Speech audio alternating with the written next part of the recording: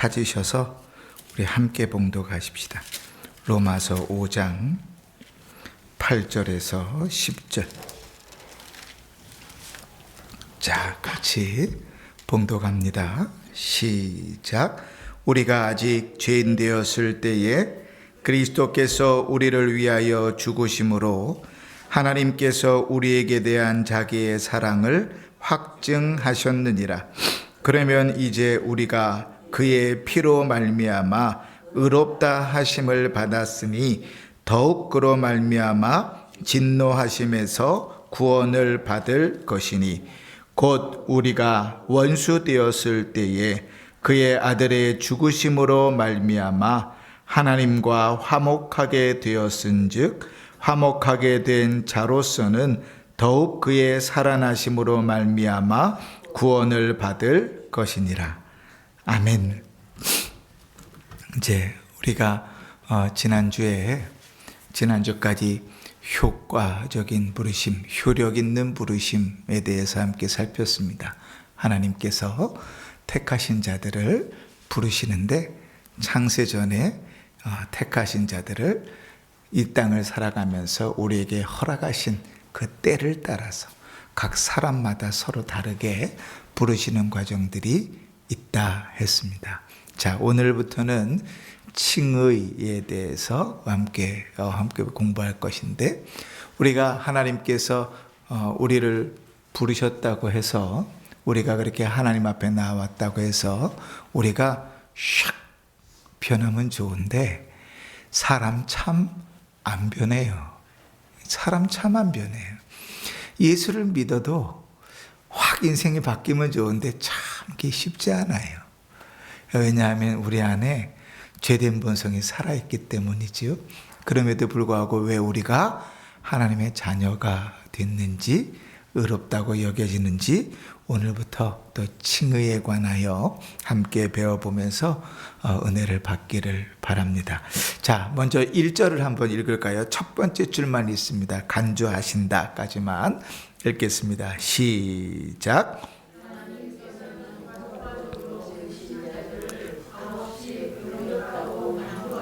네, 하나님께서 효과적으로 부르신 자들, 이게 효과적으로 부르신 자들이 어떤 사람인지 알죠? 우리가 이 땅을 살아가면서 태어나면서부터 죽을 때까지 그 인생 속에서 하나님께서 어떤 사람들은 또 어떠한 방법들로 또 어떠한 시간에 하나님께서 우리를 부르신다 그랬어요. 사람마다 다 다르다 그랬습니다.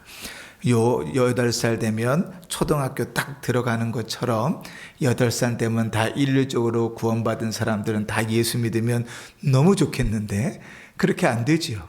그렇죠? 어떤 사람은 태어나면서부터 믿음의 가정에서 태어나서 그렇게 자라면서 신앙을 키워가는 사람이 있는 반면에 어떤 사람은 십자가 옆에 강도처럼 죽기 전에서야 비로소 예수를 만나고 구원받는 사람이 있죠. 그러나 하나님 계획하신 대로 그 인생에 효과적으로 그를 부르신다 그랬어요. 어떤 사람은 큰 사건을 통해서 예수를 만나는 경우가 있어요. 집안이 망한다든지 죽을 병에 걸린다든지 뭐 큰 문제를 통해서 예수를 만나는 사람이 있는 반면에 또 어떤 사람은 평탄한 가운데 별 문제가 없는 속에서 그렇게 신앙생활을 해오면서 예수를 깊이 만나가는 사람도 있거든요. 사람마다 다르다. 그래서 그 사람마다 다른데 그들이 예수를 믿기 시작하는 그 과정들을 효과적인 부르심이라고 한다면 주님께서 그렇게 효과적으로 부르신 자들을 의롭다라고 칭해 주시는데 우리가 여기서 중요하게 봐야 될 단어가 3가지예요. 값없이 의롭다고 간주하신다. 이 3가지를 다 봐야 됩니다. 값없이, 이 얘기는 뭐예요? 대가가 없다는 거예요. 그 대가가 없다는 얘기는 뭐냐면 우리가 헌금을 많이 했기 때문에 의롭다 여겨주시는 건 아니에요. 그죠? 열심히 신앙생활 잘했기 때문에 의롭다고 여겨주시는 것 아니다. 우리를 의롭다고 여겨주시는 건 어떻게? 값없이 되는 것이다. 또 하나 있어요. 간주하신다. 우리가 뒤에서 좀 설명하겠지만 간주한다는 말은 의롭다는 말이에요. 의롭다고 여겨주신단 말이에요. 네? 저희 딸이 저한테 10만 원을 꿨어요. 그죠? 10만 원 제가 꼭 갚겠습니다. 꿨다는 게 아니고 예를 들면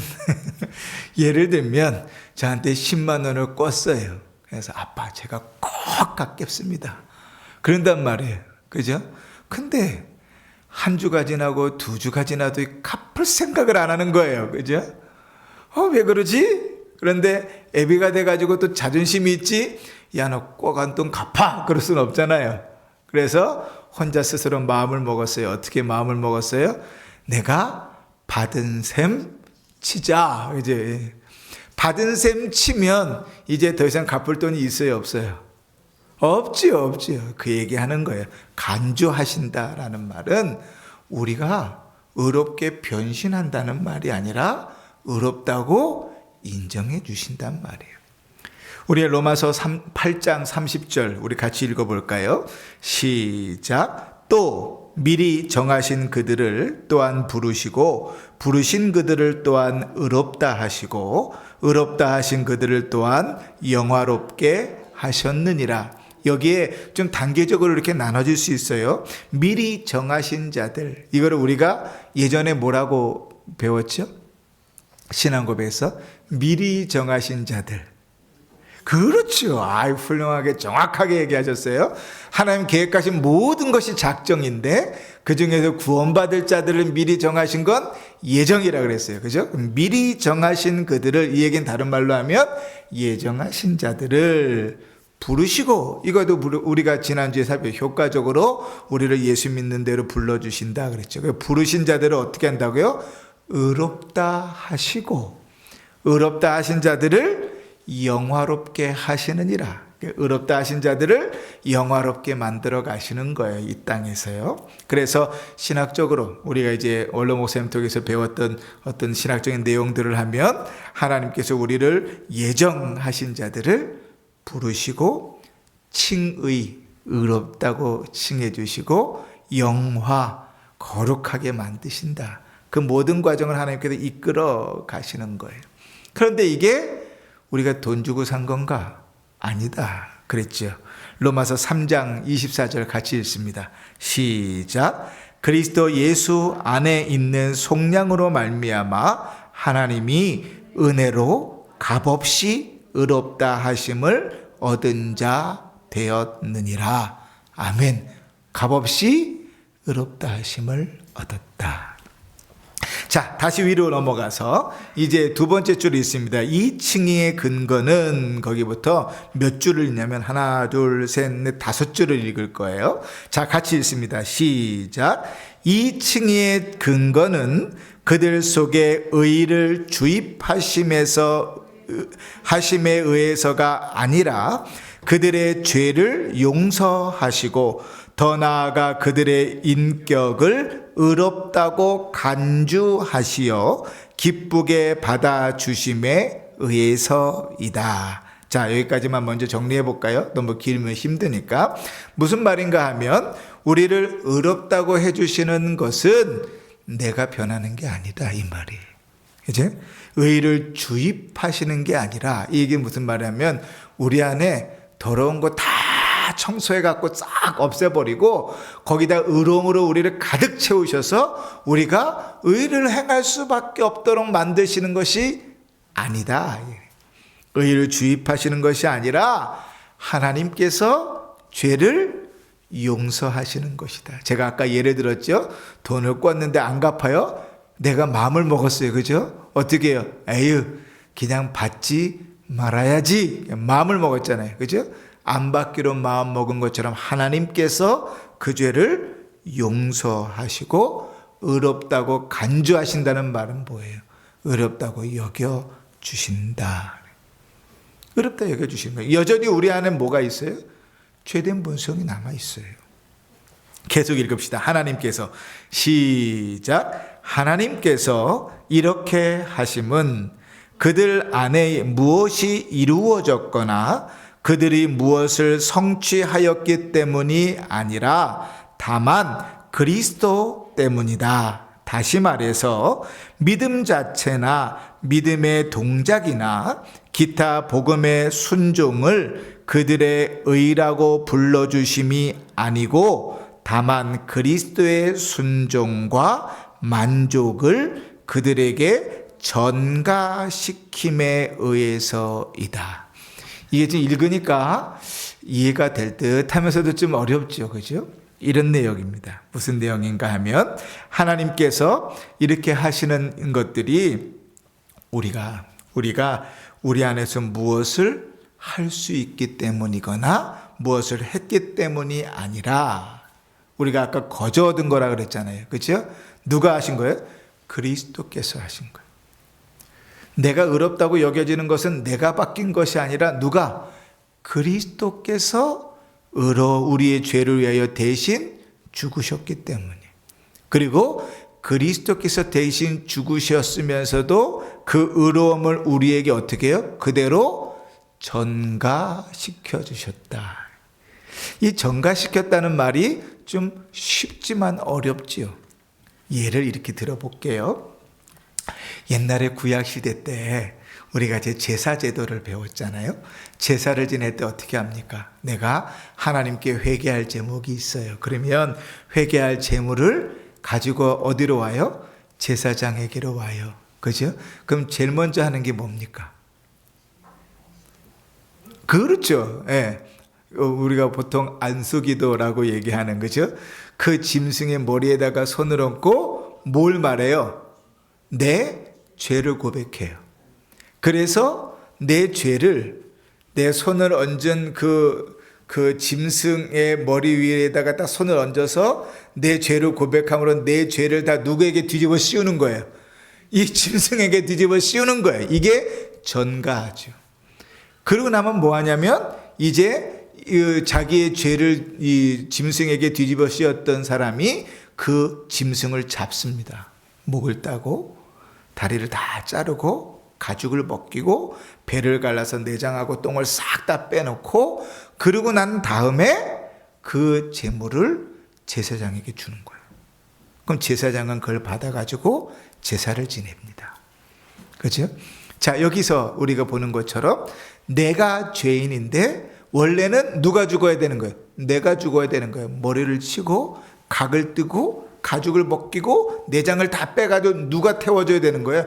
죄 때문에 내가 그렇게 죽어야 되는 거예요. 그런데 내가 죽지 않고 하나님께서 내신 방법은 뭐예요? 짐승에게 대신 그 죄를 전가시켜서 내 죄를 그 짐승이 대신 지고 죽게 만드는 거예요. 그게 전가예요. 전가. 그런데 그리스도께서 우리의 죄를 대신 지셔서 우리에게 전가시키는 것은 그리스도의 죄를 전가시키는 게 아니라 그리스도께서 깨끗하게 하신 의를 전가시키는 거예요. 우리는 죄인인데 그리스도께서 우리의 의를 대신하여 죽으심으로 주님께서 만드신 그 의로움을 우리에게 전가시켜 주셨어요. 그러면 이제 우리가 의롭다고 얘기하는 건 내 의로움입니까? 그리스도의 의로움입니까? 그렇죠. 우리가 제사를 지낼 때 내 죄를 짐승에게 머리에다가 전가시키면 그 짐승이 죽는 건 뭐 때문에 죽는 거예요? 내 죄 때문에 죽는 거잖아요. 그리스도의 의를 나에게 전가시켰으면 내가 의롭다고 하는 건 내 의로움이에요? 그리스도의 의로움이에요? 그리스도의 의로움이죠. 그 얘기하고 있는 거예요. 그리스도께서 순종하시고 만족하셔서 그 의로움을 우리에게 전가시키셔서 우리가 하나님의 자녀라, 우리가 의롭다 여겨지는 것은 내 모습 때문이 아니라 누구 모습 때문에? 그리스도 때문에. 그리스도 때문에. 그렇지? 그러니까요, 우리가 하나님께서 아이고 교훈아 왔구나, 아이고 오늘도 잘 왔네, 아이고 잘 왔다, 그렇게 이야기해 주시는 건 내가 한 주간 동안 잘 살았기 때문이 아니에요. 그죠? 그죠? 우리가 기도하면 아이고 그래 이쁘다 기도하네, 그게 한 주간 동안에 이쁘게 살았기 때문이 아니에요. 누구 때문에? 그리스도 때문에. 우리가 착각해요. 내가 열심히 살고 내가 신앙적으로 살고 내가 잘 살아서 구원을 얻은 것으로 착각을 해요. 그러니까 하나님에 대한 예의를 잃어버려요. 하나님에 대한 예의라는 건 뭐냐면 경외, 성경이 이렇게 표현하잖아요. 하나님에 대한 예의를 잃어버려요. 왜요? 당신이 나에게 해준 게 뭐가 있어? 이렇게 되는 거죠. 그죠? 그런데 원래 신자의 의로움은 내 거예요? 아니에요. 그리스도 거예요. 그리스도의 의로우심이 전가된 거예요. 그래서 하나님이 우리를 의롭다고 봐주시는 거예요. 그 여전히 우리 안에는 죄책이 있잖아요. 그러니까 싸워요. 우리 안에서 싸우는 거예요. 하나님이 그리스도의 의로우심으로 나를 입혀주시는 의가 있는데 내 안에서 있는 더러운 죄악이 있잖아요. 그러니까 계속 싸우는 거예요. 근데 싸움 속에서 우리가 늘 승리하면 좋은데 대부분은 이겨요, 져요. 져요. 속상한 일인데 져요. 대부분은 져요. 칭의는 이제 그런 내용들을 하는 것이죠. 그래서 우리 로마서 4장 5절 같이 읽어볼까요? 로마서 4장 5절 시작. 이 일은 아니할지라도 경건하지 아니한 자를 의롭다 하시는 이를 믿는 자에게 그의 믿음을 의로 여기신다. 아멘. 그리스도께서 날 위해서 죽으심으로 의로움을 전가시키셨다는 것을 믿는 그 믿음으로 의롭다 여김을 받는다. 들렸나요? 안 들렸죠? 네. 그 밑에 고린도후서 5장 2절 21절 한번 읽어볼까요? 시작. 하나님이 죄를 알지도 못하신 이를 우리를 대신하여 죄로 삼으신 것은 우리로 하여금 그 안에서 하나님의 의가 되게 하려 하심이라. 아멘. 이제 좀 정확하게 알겠지요? 우리가 하나님 자녀야, 내가 의로운 자야, 내가 구원받았어 라고 얘기할 때 내 실력이 아니다. 꼭 기억하셔야 됩니다. 내 실력이라고 생각하는 순간 우리는 교만해져요. 하나님 앞에. 자, 3절 계속해서 좀 읽읍시다. 이 점에서 보이세요? 1절 맨 위에 1절에 보면 몇 번째 칸입니까? 7번째, 8번째 보면 이 점에서 찾으셨죠? 같이 읽습니다. 끝까지 시작. 이 점에 있어서 그들은 그저 믿음으로 그리스도를 영접하고 그의 의를 받아 그 안에서 안식할 뿐이다. 이 믿음 그것도 그들 자신에게서 난 것이 아니고 하나님의 선물이다. 우리가 이렇게 생각하죠. 그래요. 그리스도께서 날 위하여 대신하여 죽으셔서 의롭다고 하시고 그 의를 나에게 전가시켰어요. 그것을 믿으면 돼요. 이렇게 생각하고 나면 한 가지 숙제가 생겨요. 그게 뭔가 하면 내가 믿는 거잖아요. 누가 믿는 거예요? 내가 믿는 거죠. 그리스도께서 날 위해서 죽으셨다는 사실을 내가 믿는 거예요. 그러니까 이렇게 생각하세요. 내가 안 믿으면 구원 안 받을 수도 있네. 내가 믿으면 구원받을 수도 있네. 이 얘기는 뭐예요? 내가 구원을 받고 안 받고의 결정권이 누구에게 있는 거예요? 나에게 있는 거죠. 내가 믿으면 구원을 받고 안 믿으면 구원을 안 받으니까. 그리스도께서 이미 날 위해서 죽으시고 나를 의롭게 하셨다 할지라도 나는 그 그리스도 그 글씨하고는 별로 친해지고 싶지 않습니다. 그거 안 믿으면 구원이 내게 아니잖아요. 그러면 어떻게 돼요? 구원 얻는 것이 내 선택이 되니까 내 공로가 되는 거죠. 이런 건 아니다. 그래서 성경은 뭐라고 얘기하는가? 우리가 얼마 전에 암송했던 말씀이에요. 에베소 2장 8절 우리 같이 읽어볼까요? 시작. 너희는 그 은혜에 의하여 믿음으로 말미암아 구원을 받았으니 이것이 너희에게서 난 것이 아니요 하나님의 선물이라. 믿음조차도 누가 주신 거라고요? 하나님이 주신 거예요. 그래서요 조금 세밀하게 보면 이래요. 구원을 받았나 안 받았나를 어떻게 알 수 있는가? 내가 믿음으로 고백하면 이미 구원을 얻었기 때문에 믿음으로 고백할 수 있는 거예요. 믿음으로 고백했기 때문에 구원을 얻는 게 아니라, 그렇죠? 성경은 믿음으로 말미암아 구원을 얻는다고 얘기하지만 사실은 믿는 자가, 사실은 창세전에 예정하신 자가, 사실은 예정하신 자를 부르신 이가 예수를 믿는 선물도 받는 것이라. 자, 2절로 넘어가 봅시다. 2절 두 줄만 읽습니다. 시작.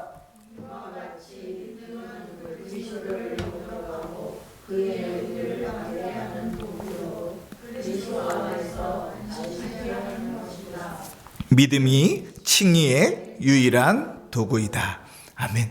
그래서 믿음이 그리스도를 영접하는 유일한 도구다. 이 얘기는 뭐냐 하면 다른 방법으로 그리스도를 내 안에 받아들일 수 있는 방법이 없다는 거예요. 그래서요, 성경은 한편으로 보면 대단히 고집스럽고 불통스러워요. 아니, 오직 왜 예수만 믿어야 구원을 받아? 라고 이야기할 수 있어요. 아니, 다른 방법도 있잖아. 왜 믿어야만 해? 우리는요, 다른 방법을 더 쓰면 더 구원받기가 쉬울지 몰라요. 예를 들면 평생에 1억 원을 헌금하면 구원받는다. 성경에 그렇게 나와 있다고 칩시다. 그러면요, 우리가 열심히 헌금할 것 같습니까? 안 할 것 같습니까?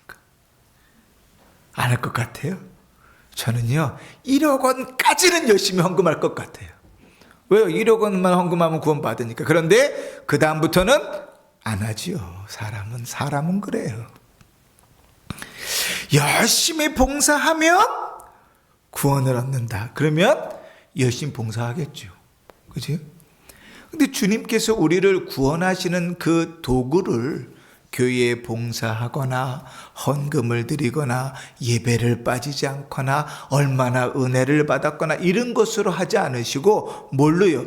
그리스도께서 날 위하여 죽으셨다는 사실을 믿는 그 믿음으로 우리를 의롭다 여겨주신다 그랬어요. 여러분, 이 일이요, 참 쉬운 일 같죠? 어려운 일입니다. 여러분, 제가요, 여러분들과 똑같은 주보 한 장을 갖고 있잖아요. 그죠? 근데 사실은요, 이게 금으로 된 거예요. 그래가지고 이 주보가요, 한 100억 정도 합니다. 믿어지십니까? 속으로 그럴 거예요. 아, 저 목사가 도대체 드디어 미쳤구나. 이렇게 생각하죠. 그죠? 안 믿어지잖아요. 상식적으로 그게 말이 됩니까? 이게 노랗다고 다 금입니까? 그렇죠. 상식적으로. 근데 여러분 생각해 보세요. 상식적으로 2000년 전에 누군가가 저 팔레스타인 땅에 태어났는데 이름이 예수래. 그런데 사람들이 옛날부터 기다렸던 메시아 그리스도라는 사람이 그 사람이래. 근데 그 사람이 로마 법정에서 최고형을 받고 십자가에 사형당했네. 근데 사람들이 다시 살아났대. 더 기가 막힌 거는 2000년이 흘렀는데 그 사람이 누구 때문에 죽었어요? 나 때문에 죽었대. 이게 믿어지냐고. 그러니까 여러분 이렇게 생각하셔야 돼요. 아, 목사가 드디어 미쳤구나. 이렇게 생각하셔야 돼요. 그것보다 이게 금이요가 훨씬 더 설득력 있어요. 그런데 하나님께서 우리를 구원하실 때 택하신 방법이요, 그 믿음밖에 없어요. 우리를 의롭다고 칭해 주시는 유일한 도구가 그 믿음밖에 없어요. 그래서 우리가 내가 예수를 믿습니다. 예수님이 나의 구주이신 것을 믿습니다. 예수님께서 날 위해 죽으시고 부활하셔서 나로 하여금 천국을 소망하게 하신 것을 믿습니다라는 사실은 대단히 놀라운 사실이에요. 아무나 할 수 있는 고백이 아니에요. 우리가 돈을 준다고 사서 할 수 있는 고백도 아니에요. 성경은 그래서 선물이라고 말하는 거예요. 자, 밑에 볼까요? 로마서 5장 1절을 한번 읽어볼까요? 시작. 그러므로 우리가 믿음으로 의롭다 하심을 받았으니 우리 주 예수 그리스도로 말미암아 하나님과 화평을 누리자. 우리가 무엇으로 의롭다 하심을 받았다고요? 믿음으로. 다른 방법이 없어요. 자, 다시 네모 한 박스 2절로 넘어가면 그러나 하는 부분 찾으셨습니까? 둘째 줄에 그러나, 거기부터 마지막까지 읽습니다. 시작. 그러나 그 믿음이 칭의된 그 사람 안에 어떤 심리 상태로만 고립되어 있는 것이 아니고 구원 성취에 필요한 모든 다른 은혜들도 그 믿음의 열매로서 동반한다. 이처럼 믿음은 죽은 것이 아니고 사랑으로 역사한다. 아멘. 자, 이해가 되시죠? 풀어서 얘기하면 이런 겁니다. 그 믿음이라는 것은요, 우리가 보통 그 단어를 이야기할 때 추상명사 이런 말 하잖아요. 형태가 없는 걸 추상명사라 그러는데 믿음은 추상명사지요. 믿습니다. 그럴 때 그게 뭔가 형체는 없어요. 그런데 어디 있어요? 내 마음속에 있는 거예요. 그치? 그래서 라틴어에 보면 신앙 고백을 할 때 우리가 사도신경 할 때 우리 전능하사 이렇게 시작하잖아요. 근데 라틴어 이제 신앙 고백 사도신경은 어떻게 시작하냐면 크레도 이렇게 시작하거든요. 이 크레도라는 말이 내가 믿습니다 이런 뜻이에요. 근데 이 크레도라는 말이 풀어서 의미를 설명하면 어떻게 하냐면 내 심장을 드립니다 이런 의미거든요. 안에 있다는 거예요. 안에 믿음이라는 거. 그런데 우리가 착각하는 게 뭐냐면 믿음이 있다고 하면 그 믿음은 우리 안에만 있지 않다고 말하는 거예요. 우리가 의롭다고 할 때 그 믿음은 우리 안에만 있지 않아요. 그 믿음은 열매, 우리가 보통 믿음의 열매, 성령의 열매라고 하는 열매로 드러나는 거예요. 더 쉽게 얘기하면 믿음은요, 삶으로 드러나는 거예요. 그래서 사람들이 행동을 보면 그 사람이 믿음 있는지 없는지를 알아요. 말하는 걸 보면 그 사람이 믿음 있는지 없는 줄 알아요. 그래서 제가 늘 강조하잖아요. 예배 드리는 것 보면 내가 믿음이 있는지 없는 줄 알아요. 믿음은 삶으로 드러나는 거예요. 그 두 개는 떨어질 수가 없어. 오늘 신앙 고백서에 뭐라고 표현하냐면 이처럼 믿음은 죽은 것이 아니고, 이 얘기는 무슨 말인가 하면 우리는 내가 믿어요. 나는 믿습니다. 내 안에 나는 그 믿음이 있어요. 그런데 삶이 없어. 하나님을 향한 경외도 없고 하나님을 향한 열심도 없고 믿음으로 살려는 노력도 없어요. 그러면 그 믿음은 죽은 거라고 얘기하는 거예요. 그거를 너무 잘 얘기하고 있는 데가 어디냐면 야고보서예요. 우리 성경 볼까요? 야고보서 2장 22절 같이 읽습니다. 시작. 내가 보거니와 믿음이 그의 행함과 함께 일하고 행함으로 믿음이 온전하게 되느니라. 자, 26절도 있습니다. 시작. 영혼 없는 몸이 죽은 것 같이 행함 없는 믿음은 죽은 것이니라. 아멘. 그래서 믿음은요, 삶하고 연결되어 있어요. 믿음은 좋은데 믿음의 삶은 없는 것은 그럴 수는 없어요. 입으로 또 이렇게 주여를 그 타이밍에 하셔가지고 주여 주여는 하는데 주여 주여는 하는데 그렇게 살진 않아. 마음도 그렇고 보여지는 것들도 그렇고 말하는 것들도 그렇고. 그러면 그게 그 사람의 믿음의 수준인 거예요. 그런데 우리 안에 제대로 믿음이 밝히면, 우리 안에 제대로 믿음이 생기면 하나님께서 우리에게 약속하신 대로 우리 안에 뭘 주시면 평안을 주세요. 우리가 믿음으로 열심히 살아가면, 믿음의 열매를 맺고 살아가면 하나님이 약속하신 대로 우리에게 하늘의 기쁨을 주세요. 그래서 우리가 달란트의 비유를 보면 작은 일에 충성한 자에게 뭐예요? 네가 나와 함께 하늘 주인의 즐거움에 동참할지어다. 우리가 믿음으로 살아가면, 신앙의 삶들을 그 믿음을 따라 살아가면 그 안에 하나님께서 기쁨을 채우세요. 근데 그 믿음이라는 게 수준의 차이가 있잖아요. 그죠? 그 성경 말씀을 아는 것만큼의 수준의 차이들이 있어요. 그런데 그 수준의 차이가 있다고 하나님께서 우리 안에 허락하시는 기쁨이 달라지진 않아요. 하늘의 기쁨을 맛본다고요. 2달란트 받은 바나 5달란트 받은 바나 하늘의 기쁨을 동일하게 누리는 건 같아요. 없다고요. 그러니 여러분 이렇게 얘기하시면 안 돼요. 좀 믿어요. 나는 마음으로 믿습니다. 교회 가셔야죠. 믿으면 됐죠. 뭐 너무 많이 만났어요. 이런 사람들은. 종교란에 기독교 담대하게 적는데 기독교네요. 실제로 그런 거예요. 제가 이 남아공에서 그 유로피언들 만났을 때 기독교라는 거예요. 그러냐? 어디 교회 다녀? 그랬더니 교회 안 가는데. 교회를 안 가? 한 번도 안 가? 1년에 한 번 정도 갈 때가 있대. 크리스마스 때나 부활절 때나. 교회 안 가는. 근데 너 무슨 기독교인이야? 나는 믿어.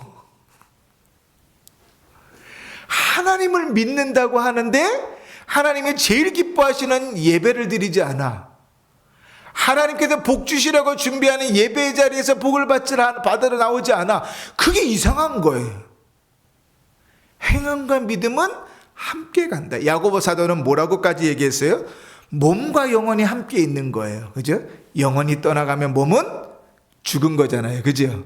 우리가 보통 영혼이 하늘로 올라가시다. 그럼 뭐예요? 죽었다는 얘기잖아요. 죽었다는 얘기예요. 근데 마치 믿음과 행함은 그런 관계라는 거예요. 떨어질 수가 없다.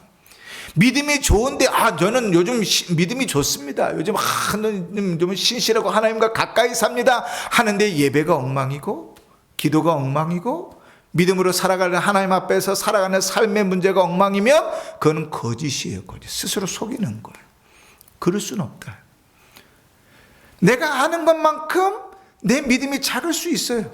그런데 아는 것만큼 믿음으로 살아가. 하나님은 그 안에 하늘의 기쁨을 부어주신다니까요. 2달란트 받은 자에게 주어진 기쁨이나 5달란트 받은 자에게 주어진 기쁨은 같아요. 하나님 그렇게 채워주신다고. 그러니까 믿음은 우리 마음속에만 있는 것이 아니에요. 우리는 늘 착각하죠. 믿음은 우리가 있는데, 내가 하나님을 믿는데, 근데 내가 또 그렇게 봉사하기는 좀 힘들고, 내가 이렇게 섬기기는 좀 힘들고, 내가 이렇게 예배하기는 힘들고, 그잖아요. 그러면 딱 그 정도가 내가 가지고 있는 믿음의 수준인 거예요. 그 성경이 우리에게 가르치는 바예요. 믿음은 그 열매를 동반한다. 믿음이 좋다는 사람은요, 사랑의 열매가 풍성해요. 믿음이 좋은데 그 안에 괴로움만 가득 찬 인생은 없어요. 성경이 우리에게 가르치는 바가 그거죠. 믿음과 행함은 함께 가는 것이다. 자, 3절로 넘어갑시다. 3절 처음 2줄만 1 하고 돼 있는데 앞에까지만 읽겠습니다. 시작.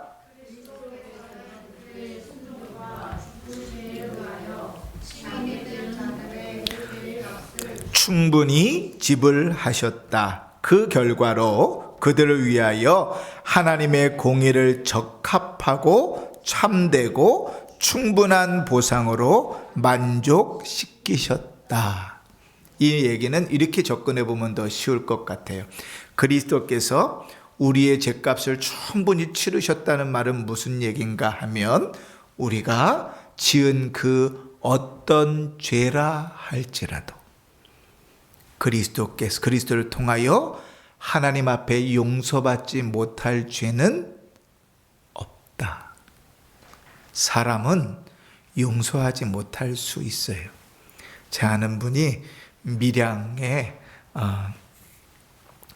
이제 설교 목사로 내려가셨는데 하필 또 밀양으로 내려가셨다 그러니까 탁 머릿속에요. 옛날에 한국 영화 중에 전도연이라는 배우가 나오는 밀양이라는 드라마가 있었어요. 모 교회 장로님이요 미쳐가지고 뭐 그런 내용이에요. 아주 기독교가요 좋지 않게, 그러나 어떻게 보면 되게 솔직하게 드러난 영화가 밀양이거든요. 그런데요, 그런 죄, 내가 사람이 용서하기 힘든 죄라 할지라도 그리스도의 대속하심은 용서하지 못할 죄가 없다. 우리 가끔씩 이런 얘기 제가 들어요. 아니, 나 같은 사람도 하나님께서 용서하실까요? 정답은 뭐예요? 용서하신다는 거예요. 용서하신다. 그 어떤 죄악도 그리스도께서 충분히 대가를 치르셔서 하나님께서 의롭다고 여겨주시기에 부족함이 없다. 우리 이사야 53장 4절에서 6절 너무 유명한 구절인데 우리 같이 읽읍시다. 시작. 그는 실로 우리의 질고를 지고 우리의 슬픔을 당하셨거늘 우리는 생각하기를 그는 징벌을 받아 하나님께 맞으며 고난을 당한다 하였노라. 그가 찔림은 우리의 허물을 때문이요 그가 상함은 우리의 죄악 때문이라. 그가 징계를 받음으로 우리가 평화를 누리고 그가 채찍에 맞음으로 우리는 나음을 받았도다. 우리는 다 양 같아서 그릇 행하여 각기 제 길로 갔거늘 여호와께서는 우리 모두의 죄악을 그에게 담당시키셨도다. 아멘. 여러분, 요 구절을요 나하고 내 자식과의 문제라고 생각하고 읽으면 속 터져요. 그잖아요. 아버지 입장에서 내 자식이 쟤 때문에 어려움을 당하는데 쟤는 뭐라 그러냐면 지가 잘못해서 그렇지 그렇게 생각한다는 거예요. 근데 하나님 아버지께서 자기 아들을 그러한 우리의 죄를 위하여 십자가에 못 박아 대신 죽으셨다고. 아이고, 그지? 그 얘기하고 있는 거예요. 저는 이 구절을 읽을 때마다 계속 마음속에 울리는 말씀이 이거예요. 우리는 다 양 같아서 그릇 행하여 각기 제 길로 갔거늘. 다 지가 잘났대요. 지가 하는 게 맞대요. 지가 하는 게 떳떳하대요. 지는 제대로 하고 있대요. 그런데 주님은 뭐라고요? 그 무리의 죄악을 담당하고 가신다고. 주님께서 우리의 어떠한 죄라도 감당하지 못할 부족한 죄값을 지불하지 않으셨어요.